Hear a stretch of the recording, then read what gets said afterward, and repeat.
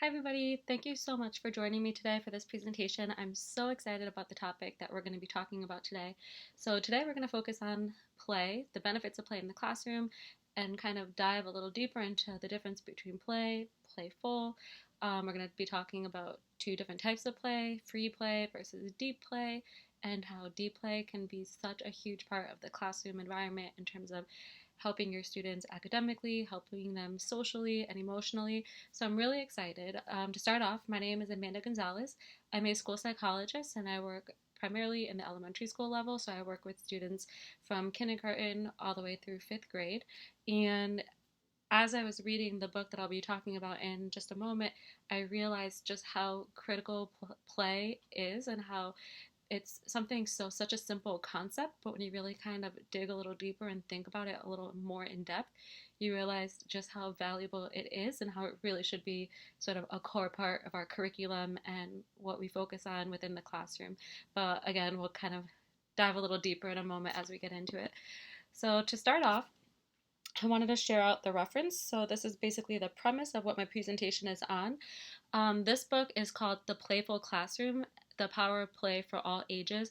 And this book is absolutely amazing. Like, I cannot stress enough how much this book is needed in every classroom across the country. It's such a phenomenal book, and it was so well written by the authors.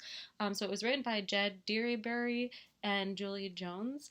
I purchased my book on Amazon, but I also included, if you look at the bottom, I included the website for the book. And if you visit this website, they have so many helpful resources. There's different free downloadables that you can use, like posters and ways that you can incorporate play within the classroom for your students. So it's really, really beneficial if you wanted to go visit the website. And also on the website, they provide other links for where you can purchase the book. I believe Amazon was one of them, but there's a few other stores or websites where you can locate this book as well. So, just diving right in, the authors, as they kind of open up the story or the book about play and what it is, they ask us as adults to kind of think about a little bit more questions to ask ourselves in terms of play and how we try to reach our students academically, socially, and emotionally. So, some of the questions that they say or suggest that we should think about ourselves is how can we best reach our students? How can we connect curriculum to the lives of our students? And how can we make learning engaging for our students? So, these are sort of three critical questions that we as the adults should ask ourselves as we're preparing, especially now for the new school year, how we want to reach our students, how do we want our students to demonstrate mastery of the objectives that we're trying to focus on for the class. I also just want to note, kind of pausing and taking a quick step back, if you notice on I'm just going to backtrack a little bit, but if you notice on the first slide, you'll see in the upper right hand corner, it says part 1. So initially my goal was to create a PowerPoint presentation focused on this lovely book and kind of how can we incorporate play in the classroom. And as I started reading the book and kind of getting more in depth with it, I realized that this book, there's way too much valuable information to try to cram it all into one presentation. So I decided to separate the book out in terms of presentations within sections. So if you purchase the book, you'll see that the authors divide it into sections. And this presentation is focused on section 1 of the book. So if you get the book, all of the information I'll be talking about today is strictly geared towards section 1 of the book that you see here in the bottom right hand corner. So again, going back on track, these are some of the questions that the authors ask us to really think about critically in terms of what are we doing for our students. So when we think about learning, the authors talk about a successful classroom or learning environment should entail these 3 core factors. So we want, for our students, we want learning to be relevant, we want it to be fun, but we also want it to be meaningful. So play, what is play? So play, they describe it as sort of 2 different attributes. There's play and then there's playful. So play is, if you think about it as a behavior, versus playful is the mindset that the students or the adults have when it comes to play. So the authors give this specific example within the book, they talk about play it as throwing a frisbee, painting what you see, and reading. And playfulness is more like the act of smiling, laughing. It's how we view the world. It's, those little kids that you see in the hallway that are skipping and frolicking versus walking. But the other thing I like about, as they even give these examples for play, I love that they provide these further examples for how it sort of integrates into academics. So, think about something as simple as throwing a frisbee. Well, if you're a science teacher, you can extend that even more. So, throwing the frisbee is super fun for the kids, right? They can enjoy it, they can play with a partner, and you're building in teamwork and social skills, but you're also teaching them something so you can practice air currents and wind power. You could have the students use painting or drawing, have all the students have a little sketchbook with some crayons or colored pencils, and they can practice drawing the observations that they noticed and then tie that back into maybe journaling. You can tie it back into sort of academics of writing a little report on what did they see, or they could do a drawing of what they saw. And then reading, which the part of play and reading is when we think about the imagination, the visualization of the text, so thinking, making the words come to life on the page and playing the story in your head. So there's really a lot of ways that you can get really creative in the classroom, which I love that the authors kind of make note of throughout the book as you read it. So they also talk about looking deeper at the power of playfulness. So playfulness is the ability to approach a situation with intentional fun, so making it meaningful, making it purposeful for your students, and a mindset that incorporates how we show awareness for the world around us. So kind of experiencing what's happening around us, understanding sort of the how behind what's happening. And again, through these experiences, we're also making it intentional for students in terms of choices, and it's just a constant evolving learning process for them. So part of this includes honoring the process, and we'll dive into this a little bit later, but in the book, the authors do talk about how when you make something a process and you honor it and you continue to try to practice these things within your everyday classroom of how you're teaching your students, eventually it does become a habit. So within 3 to 6 weeks, those simple acts of play, it's going to become sort of ingrained in you, how you design your lessons. It'll become ingrained with the students, and play is so powerful in helping the students make connections and recall information. So it's amazing what play can really do for students, and I wish so much that we would honor this a little bit more in the classroom setting when we're developing curriculum for students. And kind of I wish that we would steer away a little bit from focusing so hardcore on tests and assessments. And again, the authors do a beautiful job of talking about this further in depth within the book, so I strongly encourage others to purchase this book. It's a phenomenal resource to have in your bag of tricks as an educator.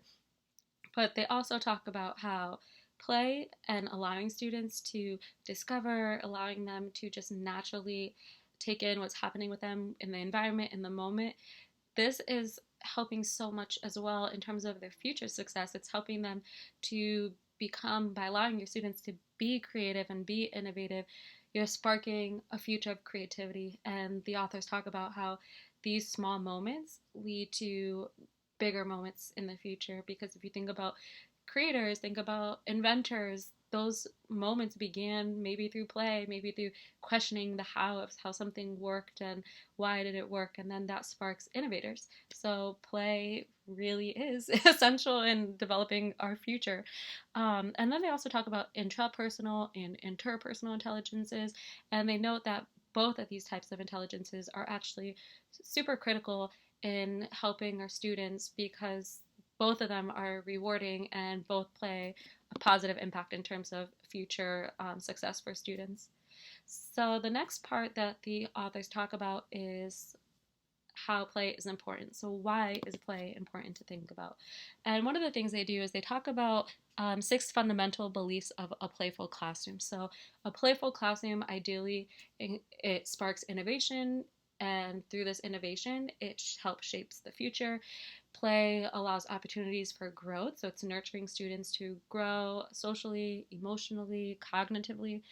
Creativity, it allows students to sort of dive into what does it mean to be problem solvers, how to think critically with the materials that they have at hand. So when you think like inquiry-based learning, allowing your students, if you're doing a science lesson, give them the materials, allow them to play with the materials early on before you start diving into what the purpose of the materials are. And, I recall when I was attending school for teaching, so I also, aside from school psychology, I also have a master's in elementary education. And I remember when I was in elementary, going through the program for elementary education, my student taught in a second grade classroom. And I remember during my student teaching period, we were doing a science lesson, and it was a lesson on focusing on balance. So the students all received materials, and before we talked about why they were getting these materials to kind of create their own little scale and measure things, they had the opportunity to explore. They had the opportunity to kind of not have any background knowledge of why I was giving them materials, but through it, they were playing, they worked in groups with partners, and it was amazing to see the kids getting creative, asking questions, asking their friends, like, what do you think this is for? What is this? And through that opportunity, one of the students or one of the groups, they were like, I think this is for balancing. And that kind of lit the spark for the purpose of the science lesson. So creativity goes a long way in exciting the students, helping to make the learning meaningful for them. But another fundamental play is the idea of trust. So as you give students opportunities to explore and to engage in play with a peer or a group of students, you're helping them to understand what does it mean to trust that friend? What does it mean to feel comfortable around other people and respect other people's differences, which leads to relationships. So play allows students to strengthen relationships, and again, students are more than just a test score. And when we allow students to build these foundations of play and kind of, if you think about them as like pillars of a classroom and student success academically, you're really setting them up for success as they go throughout school from elementary to middle to high school and beyond. So we're helping to foster positive citizens for her society as well. So next, the authors talk about versions of play. So oftentimes, if you, I'm sure, would ask someone else when it comes to school, what do you think play is? I'm assuming most people might say play is recess time. Students have 20, 30 minutes of recess. But play is so much more than that. So if we think about versions of play, the authors break it down in there's free play, which, when you think about recess time, that's free play for the students. They're allowed to just do whatever they want. Maybe you have a recess cart, like in my building, that has things like jump ropes, hula hoops, basketballs, soccer balls, different things that the students can play with. And that's free play is allowing them just to enjoy, kind of go off, explore, do whatever they want. And through this, students are learning skills such as cooperation skills. They're learning following the rules, what it means to be imaginative and kind of use your imagination to use those materials for other purposes, other things. So at home, it could be if your child takes the remote control and they're pretending that that's a cell phone, something like that. But it's also helping them strengthen the connection between body and mind, and also sort of growth mindset ideas. So persevering when you fail or if you don't do well at something, like on the monkey bars, not giving up, but trying again and to continue trying until you get better and better at it. Deep play is a little bit more, even more meaningful. Through deep play, the students are learning the process of an activity, so how something works. They're taking the time to explore the how of what's taking place, and they're also practicing strategizing skills as well. So think executive functioning. So for qualifications of play, the authors note that deep play incorporates these four traits, and you only need one in order for it to count as deep play. So you don't have to sort of check off all four boxes. As long as you're meeting one of these expectations, then that is considered deep play. So deep plays or plays considered deep play when it's mentally absorbing. So it's offering challenges and opportunities for problem solving strategies. It offers players a new context for using skills such as the same skills that they might use like in work activities.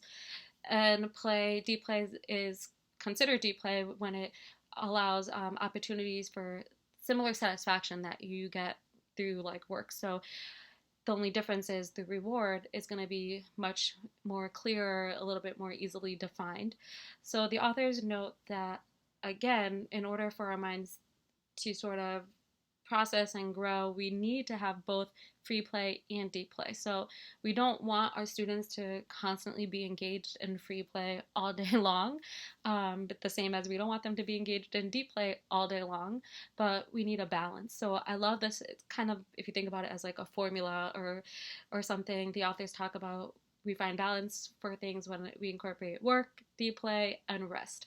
So rest is a crucial part, and we need to provide our students with opportunities to rest throughout the day, not just recess or not just their half-hour lunch break, but rest throughout the day. And if you purchase the book, as you read it, the authors in one point they talk about how it would be a beautiful thing if we provided our students with sort of these opportunities for deep play and rest, maybe within each activity. So as you finish math, give students a little bit of like, if quote unquote recess time or play time where they can relax and play, and then transition into the next academic activity. And then a few minutes after that, like after 20 minutes or so, or the 30 minutes, 40 minutes, give them another opportunity for play. And I love this book because they also explore sort of the idea of play, not just within the United States, but kind of globally. And they talk about some other countries. I want to say maybe Norway, or there was another country that they talked about where, and they give an example of how educators and the teachers incorporate play and how they sort of run things in their classroom, but they also talk about how amazingly beneficial that is and how it has helped the students in terms of their academic performance when it comes to assessments. And I thought that was an amazing thing, and it kind of sparked my interest in wanting to do a little bit more research as well into other countries, other schools, and how they view play in the classroom and how they view the academic school day and what does a typical school day look like for the students. So I just thought that was really neat, and it would be such an amazing opportunity to dive a little deeper into what other school systems are focusing on. So if you're watching this presentation and maybe you're from outside of the United States, or if you are in the United States but your school does something a little different than sort of the norm, please comment below and share with me some benefits that you see of that. I'd love to learn more. I find this extremely interesting after purchasing this book. So kind of thinking about a school day, I wanted to look a little bit deeper into what does a typical school day usually look like for students. So a typical school day, it's usually 6 to 7 hours depending on where you are. And within those 6 to 7 hours, again, this is specifically more for elementary because typically when you're in middle and definitely high school, you don't have recess, so the kids are not like going outside for 30 minutes of playtime. But in an elementary school, which again is sort of my background, I work in an elementary school, students are there for 6 hours, and our students are given 20, 30 minutes for recess, and then 30 minutes for lunchtime in the cafeteria. So globally, if we think about, most schools, we expect our students to sit for the entire day. You expect your students to be calm. Our students should have whole body listening, whole body control. Those are expected behaviors, right? When you think of what does a typical classroom look like. And, if we think about that, I challenge us to also think about as adults, when you think of your last professional development that you had, maybe this past school year or training that you went to, think about how do you feel when you're sitting in a room for 6 to 7 hours? I think eventually you're going to notice you're probably starting to feel a little restless. You're getting a little tired. Maybe you're getting a little bored. I love it because the authors they're really funny throughout the book. They make a lot of little jokes, and they kind of talk about their southern sense of humor. So they even in the book question, how many times have you stopped reading this book and taking a break for yourself to get up and do something else? And it's so true. I'm guilty of that when I'm in a long presentation that I might be attending, a professional development. You get restless. You sort of need to give yourself those natural movement breaks, right? You need to get up, maybe take a walk, go use the restroom, go get a drink of water, go buy a cup of coffee at the coffee shop, in the lounge. You might just take a walk through up and down the hallway, go out, step out to make a phone call. So I question us all to ask, even throughout this presentation, have you stopped yet to get a snack? Have you had a conversation with a friend when you're in a training? Oftentimes we're having quiet side little whisper conversations with, people we know. Oftentimes we're on our cell phones, so you might be having it hidden under the table on your lap or on the table, and you're checking social media or texting a friend, texting, your partner, your significant other. So we're oftentimes as adults doing all of these things, but yet when our students try to do these things, we sort of inhibit them from those opportunities. So to develop a playful classroom mindset, we really need to incorporate equal parts of academics, deep play, and rest for our students. So next we're going to dive into play as a mindset. So the authors talk about 5 qualities that influence overall happiness. So they refer, within this section of the book, they're referring to a lot of work by a Dr. D. Benedict. So I hope I pronounced that right. But they talk about this researcher's work within a book called The Playful Intelligence. And there's 5 qualities or pillars that make up happiness or overall well-being, and that includes imagination, sociability, humor, spontaneity, and wonder. So a little time for reflection. The authors ask that we as adults reflect and that we ask ourselves these 2 questions. How are we modeling those 5 qualities for our students? So do we practice those 5 qualities on a day-to-day basis in the classroom or the school setting? And how do we encourage our students to embrace these aspects of playfulness? So we're going to kind of break each of those qualities up, separately. So focusing first on imagination. Imagination helps to spark problem-solving skills. It helps spark coping skills. And imagination in healthy adults, the way that we show imagination is in our ability to sort of reframe difficult situations. So this is sort of higher level thinking skills, think executive functioning skills. So rather than ignore struggles we might be having, we try to view it through a different lens. We try to be flexible thinkers, so kind of think growth mindset. Being a flexible thinker, thinking of more than one solution to a problem, adapting to a problem, exploring imagination through deep play also is extremely beneficial because this is sort of the groundwork and the foundation of creating empathy in our students. So helping to teach our students, what does it mean to be compassionate? What does it mean to be generous, sympathetic for others outside of ourselves? So imagination is a great opportunity to help show students what it means to shift our mindset. So to move away from being maybe a negative thinker to trying to be more positive, trying to move from fixed mindset to growth mindset. So next is sociability. So this is the idea of focusing on the we versus the I. So rather than separate in groups, them versus us, we're going to focus on a whole community.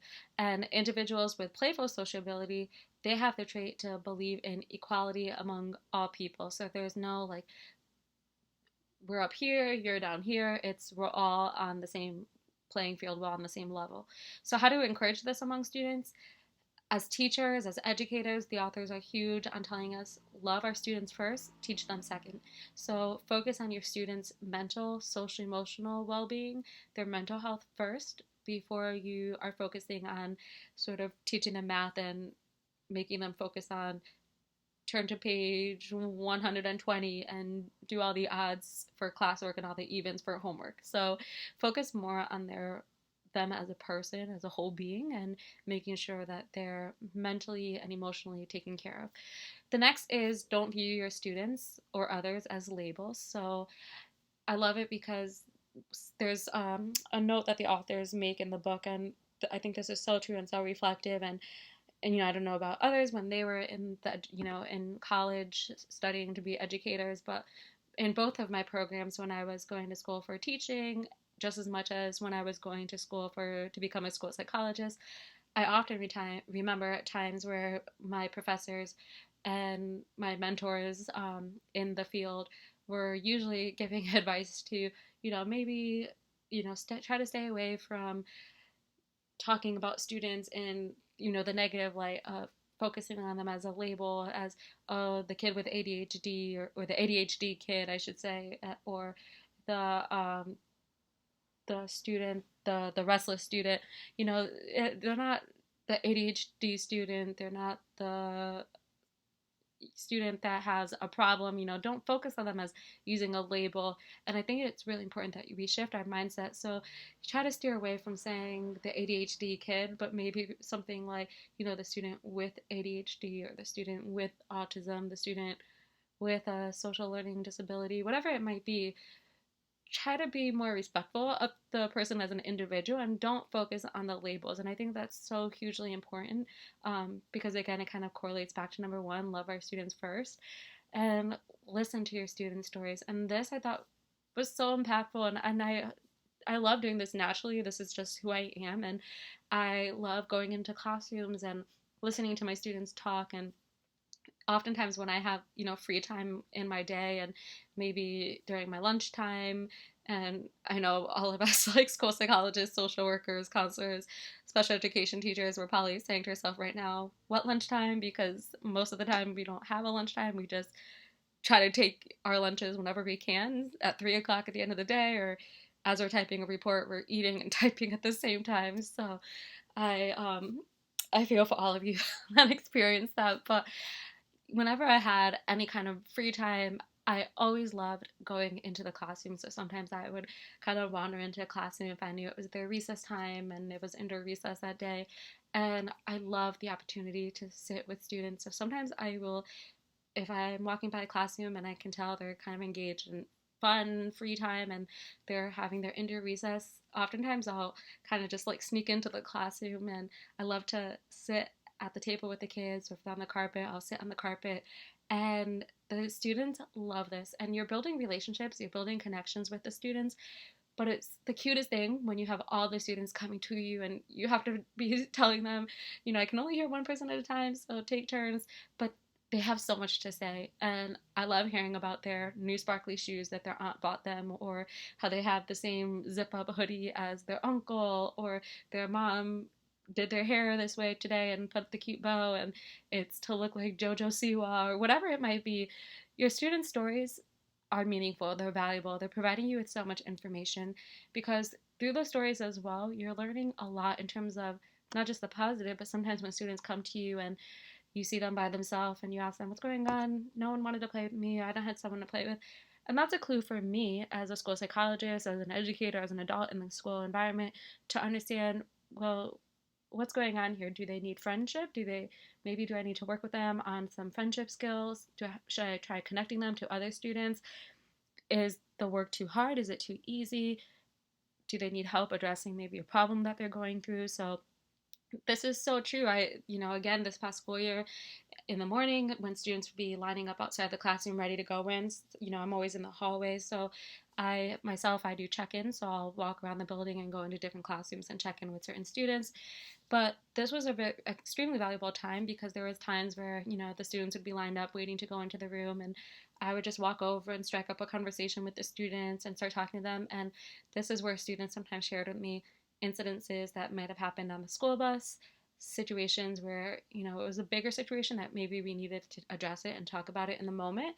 Um, Sort of problem solving skills, but also friendship skills. Maybe something's going on that, it's kind of maybe a mean boy or mean girl situation where they're kind of being rude to somebody else. Maybe someone else's feelings are getting hurt. They're being picked on. And this was a perfect opportunity. And, in my building, we have phenomenal teachers. And, one teacher specifically that's coming to mind right now she is all about this. She's all about having conversations with the kids, focusing on their social emotional needs first. And she always says, you can't get to the teaching until you get to their emotional needs, because if you don't address the emotions, then you're never going to reach them in terms of the academics.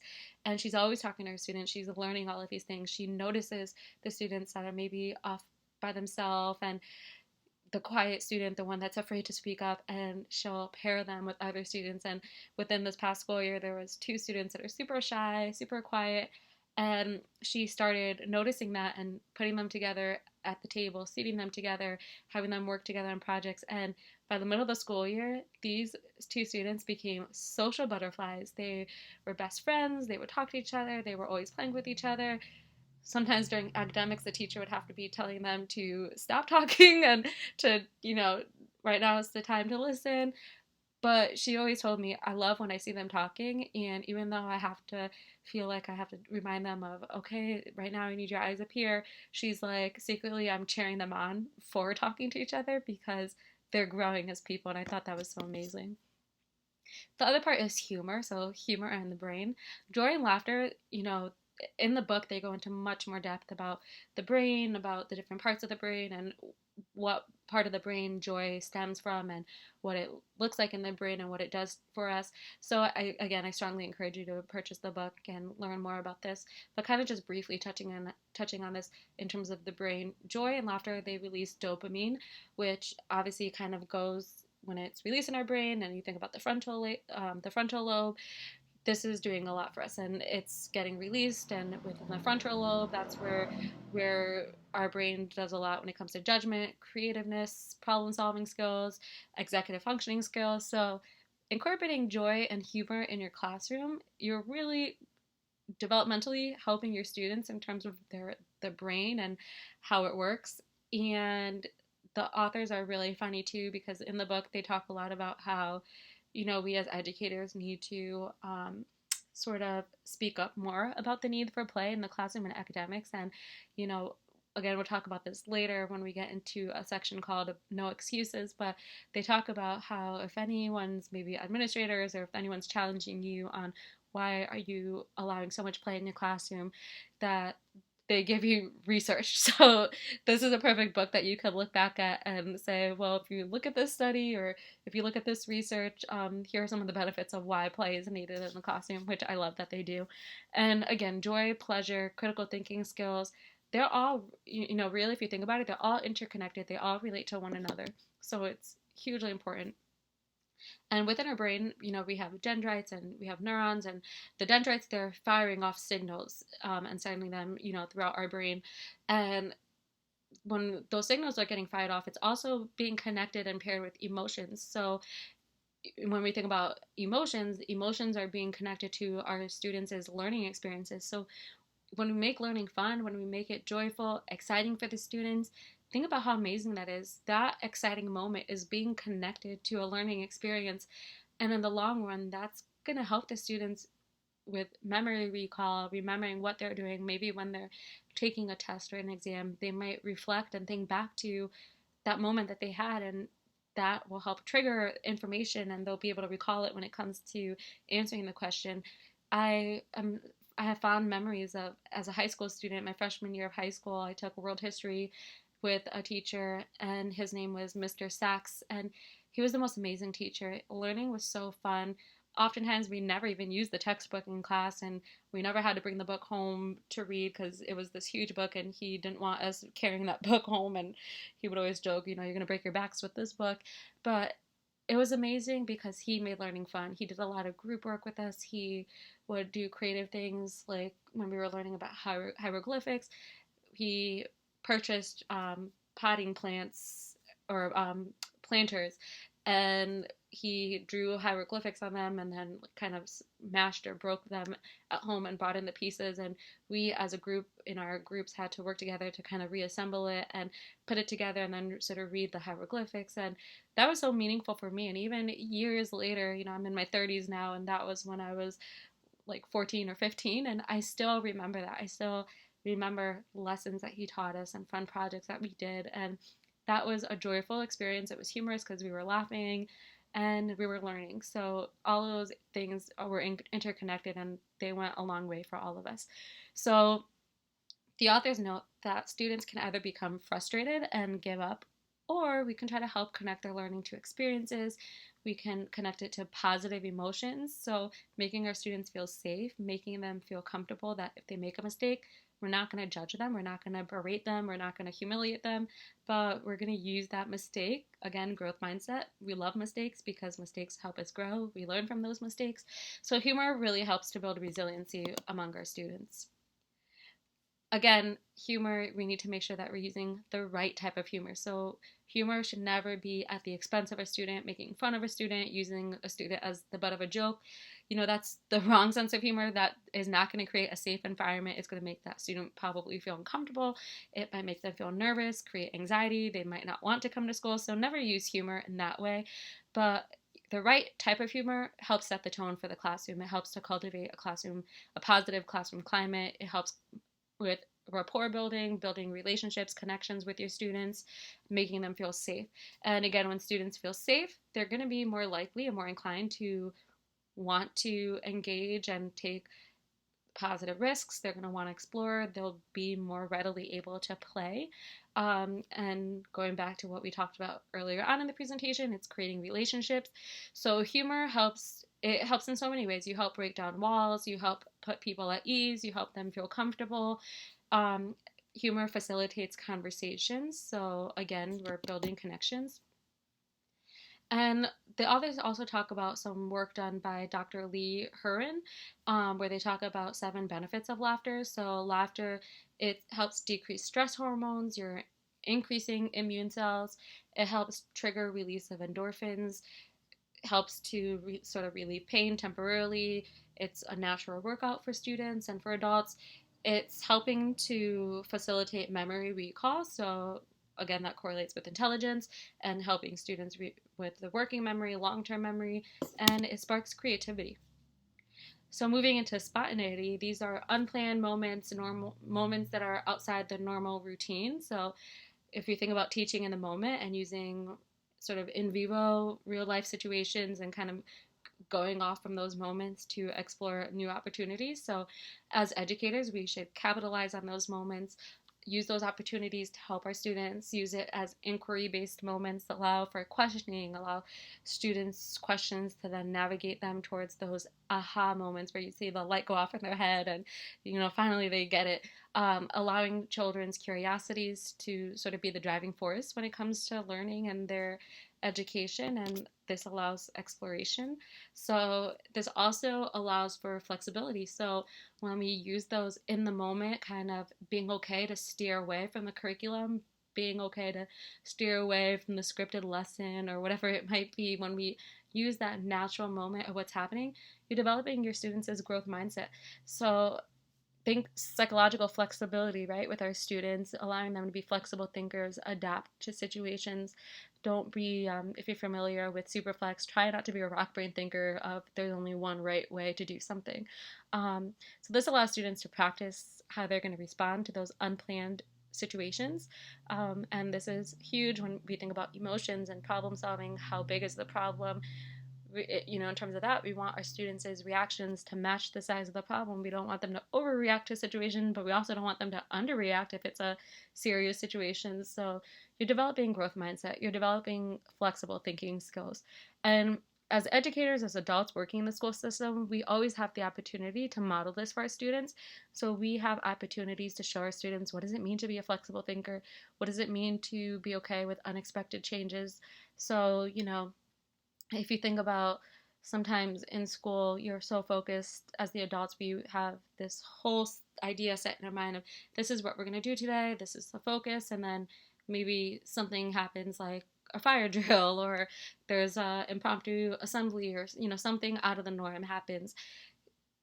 Be okay with it and sort of roll with it. Show your students, oh, well, I didn't plan for this today, but that's okay. We're going to take a deep breath in, deep breath out, and let's do this. We got this. So I love, again, this example that the authors make in their book is they talk about breathe, smile, reassess, and roll with it. And I think that's such a great way of thinking.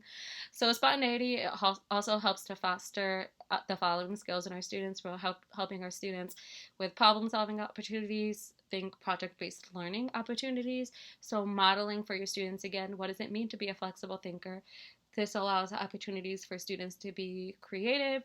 It allows for them to come up with bold ideas and generate new solutions. So inquiry-based learning, project-based learning.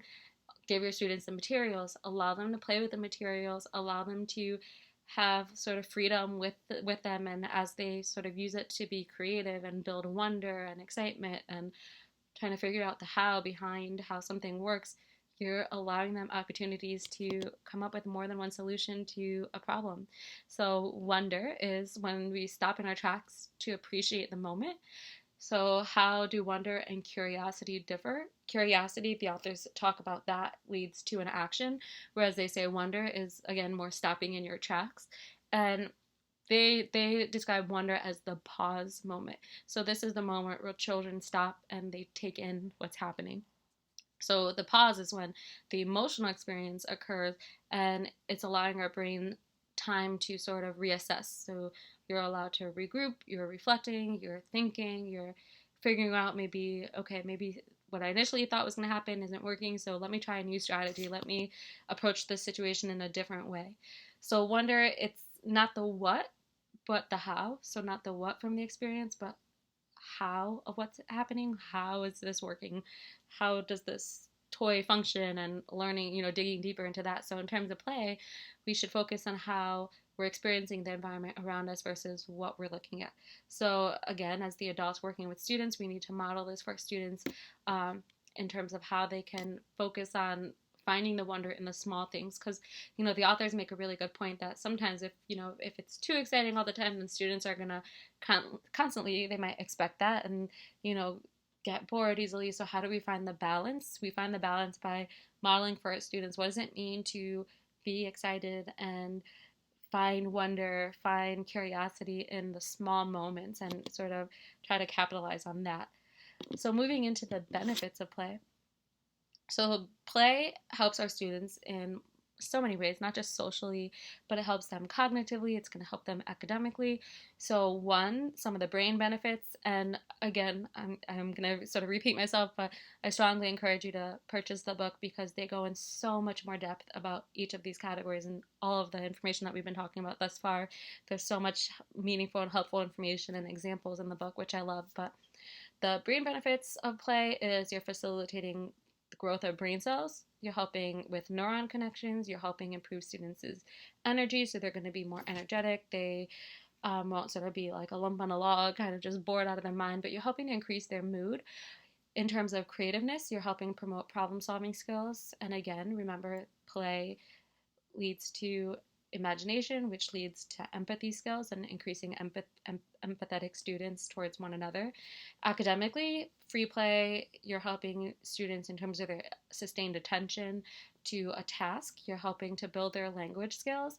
And language skills is hugely important, especially when we're thinking social emotional, teaching students different emotion words and what they mean, what do they look like, because emotions are a spectrum. So it's not just happy, sad, mad. It could be relaxed, calm, okay, angry, furious, grumpy, annoyed. It could be devastated, sad, disappointed, lonely, upset, hurt. So language is hugely important in academic and social emotional development, but play also improves cognition. It allows a safe place where students feel they can make mistakes and that they're not going to be berated or put down for those mistakes, but rather encouraged to not give up, build that growth mindset, persevere, and try again, approach it from a different angle. And again, of course, we're also building social benefits, so helping students focus on the we versus the I, helping students with their emotional intelligence, conflict resolution, how to approach a problem, how to adapt, how to problem solve, how to think about the size of the problem and how they're reacting to it.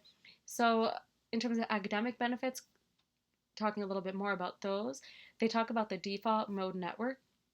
And again, they go more into the science behind this, but for the purpose of the presentation, I sort of kept it short. And this is the shift from outward focus to inward focus. So why is this important? Why does this matter? This sparks understanding of self-awareness. We're helping our students improve their memory. We're helping them when it comes to making predictions, so think higher level thinking skills, making inferences.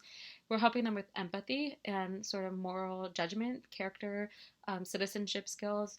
And they also note that students that have greater default mode networks, those students show stronger skills when it comes to academics. They're stronger readers. They have improved memory skills, so improved long-term memory skills, working memory skills. It shows greater intelligence, but they're also using perspective-taking skills, so understanding pieces outside of themselves. Social benefits of play, and again, the book, the beautiful thing about the book is they provide you so many examples and additional resources. But through free play, we're helping our students gain skills when it comes to decision making. We're helping them when it comes to ideas such as group work, teamwork, what it means to share, how do we resolve conflicts if we maybe don't agree, how to disagree positively with another person versus making a negative situation. We're helping our students when it comes to self-advocacy skills, so speaking up, being okay to speak up, and others being okay to listen to somebody else speak up, and understanding that it's not just our way or the highway, but there's other people's views other people bring something positive to the table and honoring those differences in opinions.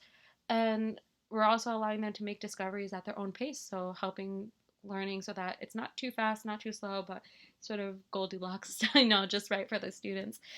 I also wanted to reiterate their website, theplayfulclassroom.com.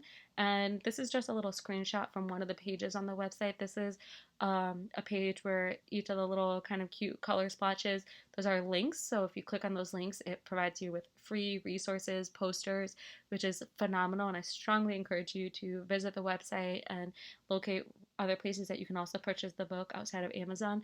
But one of the things I liked about this that the authors reference in the book is um, you have the availability for free resources, and they're super beneficial for students and give you ideas on how to incorporate play. But one of the pages in the book, they have a list of so they talk about how they asked other individuals, educators, to share out what were some things that they remembered learning through play. And in the book, they have the list, but they also mention in the book that you can download a free copy of this list through this website.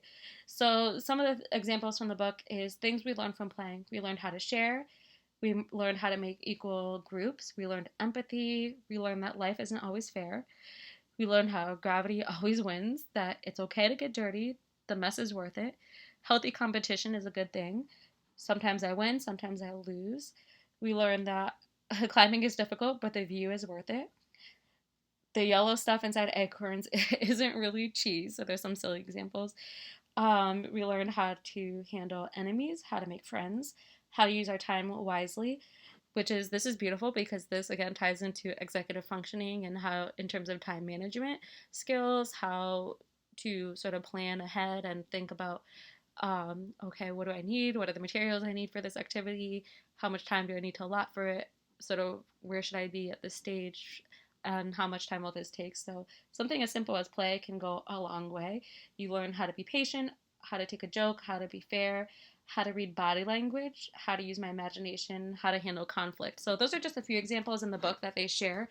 But you can see play is critical in the success of developing healthy, positive, future, human beings. We're teaching them what does it mean to not get along. Think about at recess, at play, how to handle disagreements and how to handle it using our words in a positive way versus getting physical. So play is a mindset. Opportunities for play are all around us, and it's so easy to incorporate. And you never should feel like this is sort of an added thing and something else that you have to add to your list, but it's something that should just naturally and easily be incorporated within your day. So look for playful moments, look for opportunities for students to read, draw, write, talk amongst one another, play, invite play, make time for it, provide opportunities, provide space. Again, think project-based learning. Play, mess up, learn, repeat. I love this. Don't be afraid of play. Sometimes for others coming into a classroom, it might look like chaos, but it's actually valuable learning opportunities. And this kind of makes me laugh because I think of in the past, sometimes our kindergarten teachers, it's cute when you walk down in the kindergarten wing and they have like cute little signs of sorry for the mess we're learning in here. And it's so cute, but it's so true. It might look like chaos, but when you really take the time to sit down and kind of zone in on what the students are saying, when they're working in groups together, exploring the materials, it's actually beautiful learning that's taking place. So by allowing our students more opportunity to play, we're again helping to build a healthy, positive habit with our students, and it cultivates happiness. It cultivates a classroom community, a climate where students become a family, and they learn what does it mean to be in healthy, positive friendships and relationships with one another. You're helping students to feel safe, so it's in a safe environment for the students. It's a opportunity for students to share in one another's successes.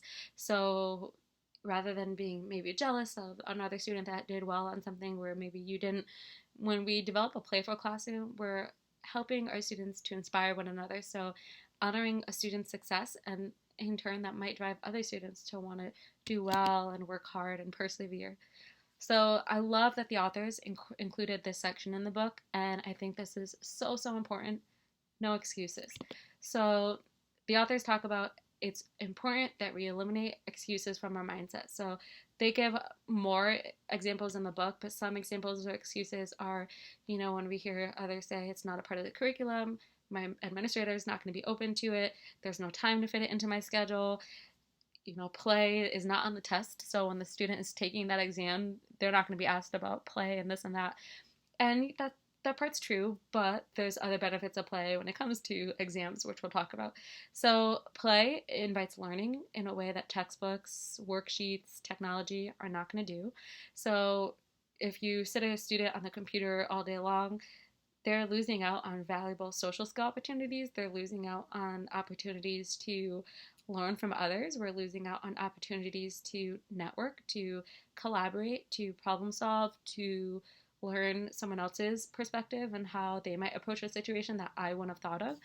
So sometimes I secretly hate that we push technology so much in the classroom, and students, well, I think it's fantastic that students are given Chromebooks or laptops, and that's great and that's important. I also think it's important that we sort of limit some of that in the classroom and focus more on interconnected opportunities with real life people versus a screen.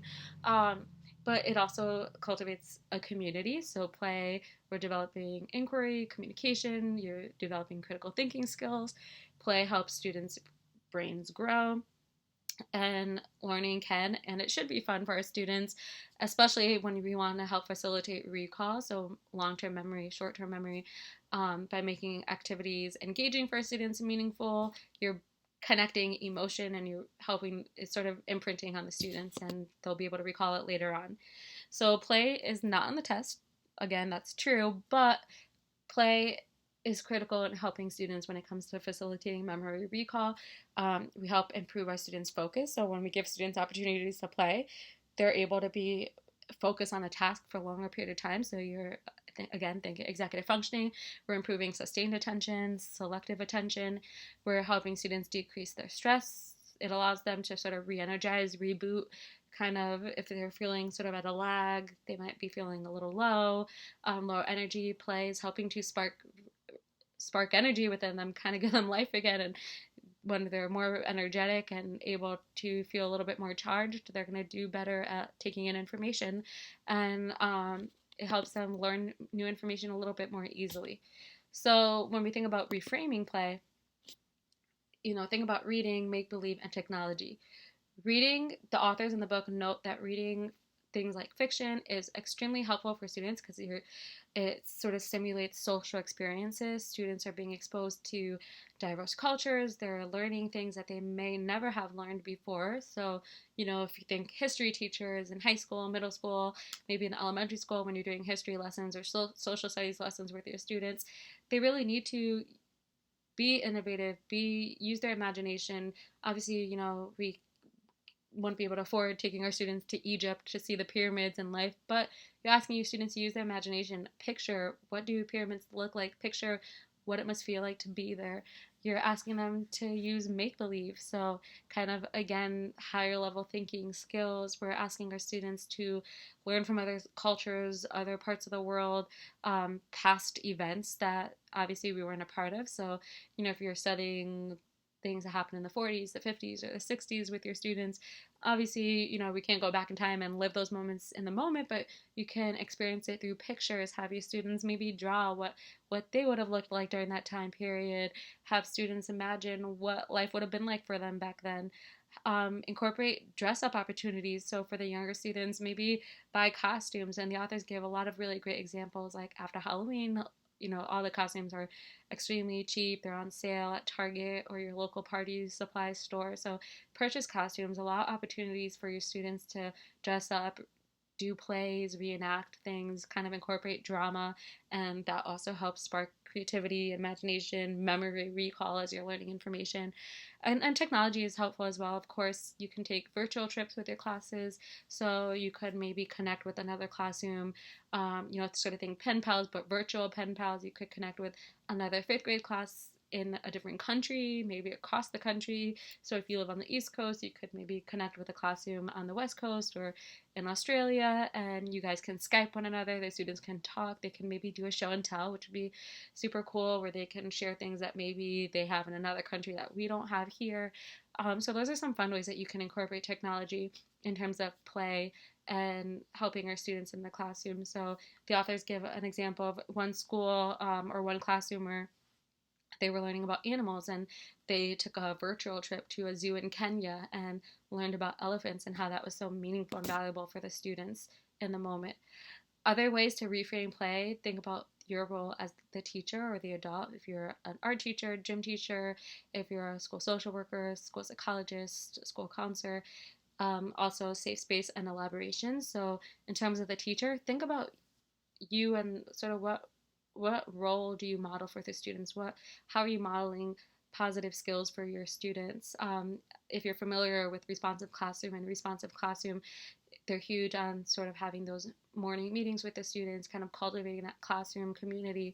So think about the classroom climate and how do you run morning meetings? Do you know, reflect on your body language when you're running those meetings? Are you on the floor sitting with the students involved in it, or are you off to the side? Are you standing over them? So, you know, those little things are super important to think about. How, you know, are you commanding the room, or are you joining the room? Are you joining your students?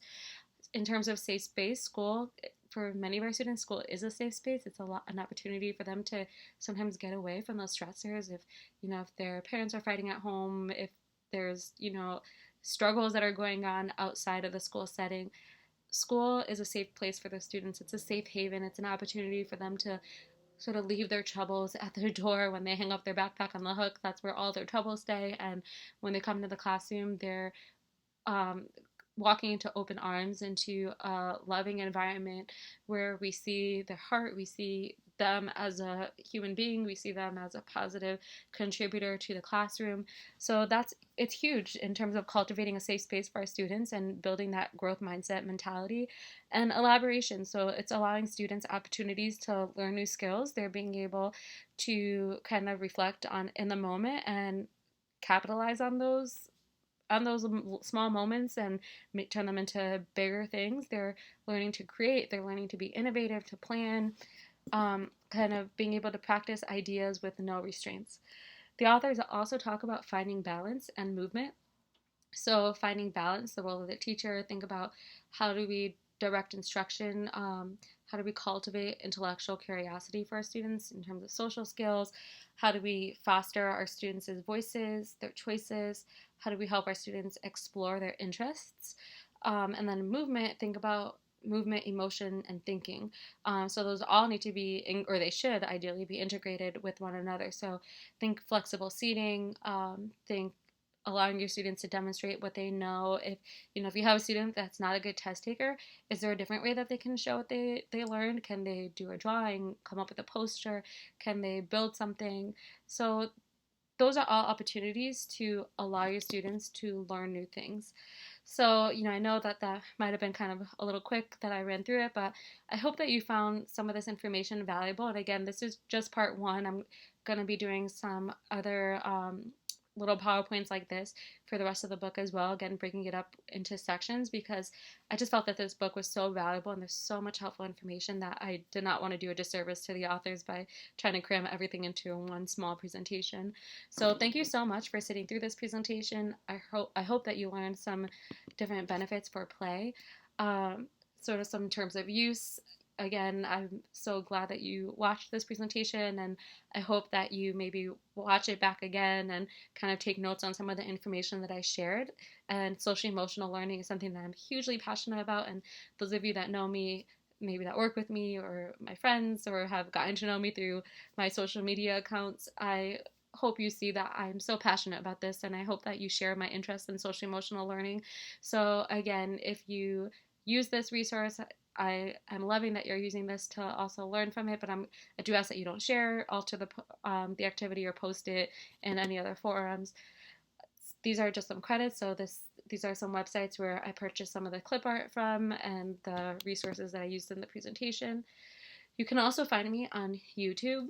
You can find me on Instagram and Teachers Pay Teachers. For Instagram and Teachers Pay Teachers, both of them, my accounts are School Psych Manda G, all one word. And on both of those accounts, you can find additional information.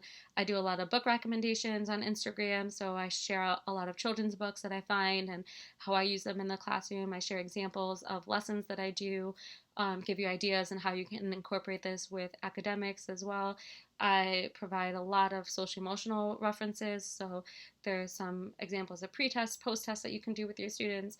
I share how you can take simple toys and turn them into learning opportunities for academics or coping skills. So definitely check out those sites. I'd love if you come join me and follow me on those social media accounts and kind of join the family. We do a lot of connecting and collaborating with each other, and it's always awesome when I get to meet someone new and make a new friend. So